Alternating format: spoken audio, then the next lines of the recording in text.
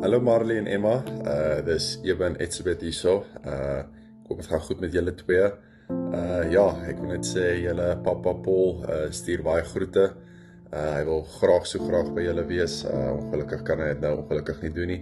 En hierdie is regtig 'n toetsperiode om te kyk, maar is jou huis gebou op klip en of dit gebou is op sand? Ek hoor jy is maar bietjie deur 'n moeilike tyd, dis nooit lekker om sulke goed te hoor nie.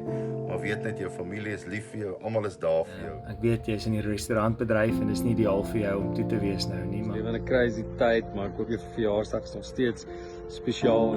Good luck for the lockdown and I hope you have an incredible year. JP sê, ek is baie lief vir ouma en so dankbaar vir wie ouma in ons almal se lewens is.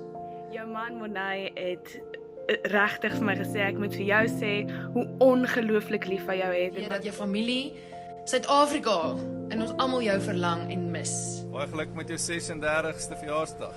Vir u siek, soos hulle sal sê.